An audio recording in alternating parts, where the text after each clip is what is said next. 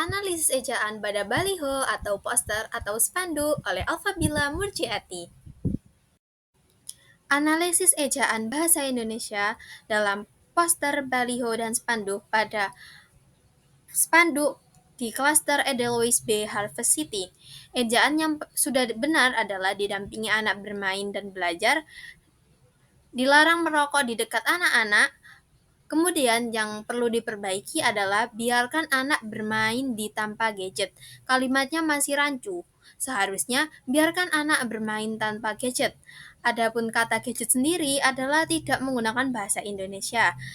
Karena dalam bahasa Indonesia gadget adalah gawai. Jadi biarkan anak bermain tanpa gawai. Kemudian berikan anak dan keluarga harta yang halal. Sudah benar. Kemudian dilarang ngebut maksimal kecepatan kendaraan 10 km per jam.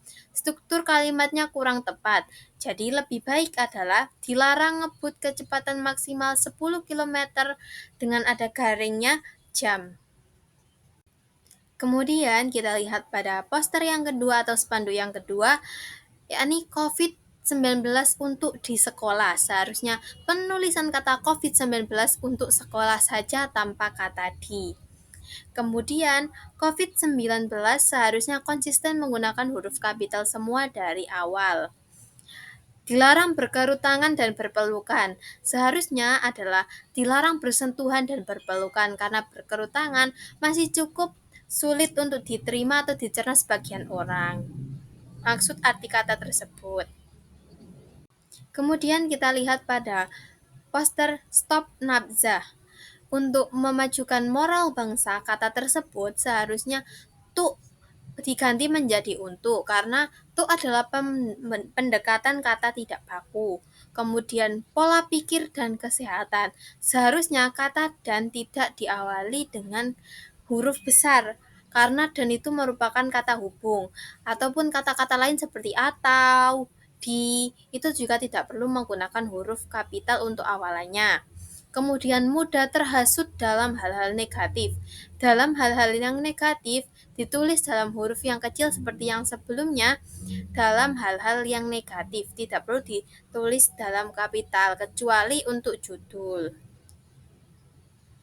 Selanjutnya adalah pada poster Jadilah Generasi Bijak Digital. Yang pertama adalah peran teknologi dalam program Merdeka Belajar. Karena penulisan tersebut kurang tepat, karena yang benar adalah peran teknologi dalam program Merdeka Belajar. Tulisan teknologi tidak perlu di huruf besar, tidak beri tulisan kapital pada depannya.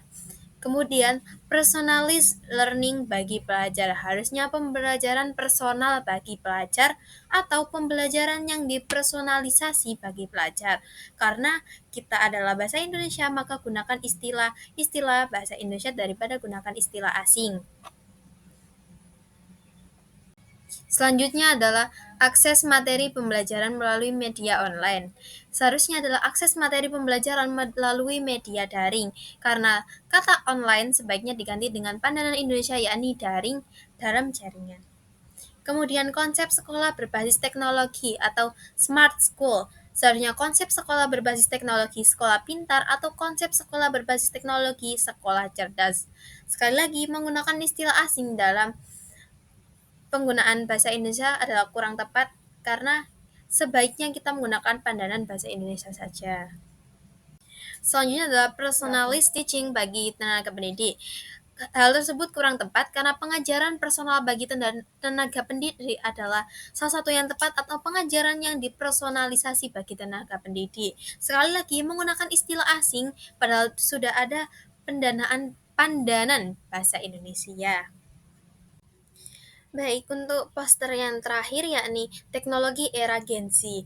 Kalimat yang perlu diperbaiki adalah adaptif dan resilient, yakni resilient dalam KBBI tidak ada, bentuk bakunya adalah resilient dengan T, disarankan memakai resilient diserap sesuai dengan KBBI, jika resilient memang ada, jadi masih aman.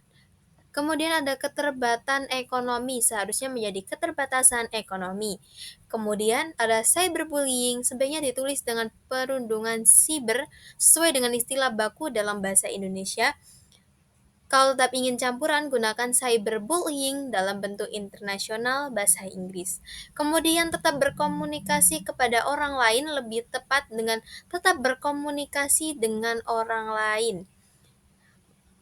Kepadanya kita ganti dengan kalimat dengan kata dengan. Meminimalisir bentuk bakunya adalah meminimalkan. Sudah cukup itu saja dari saya, sekian dan terima kasih.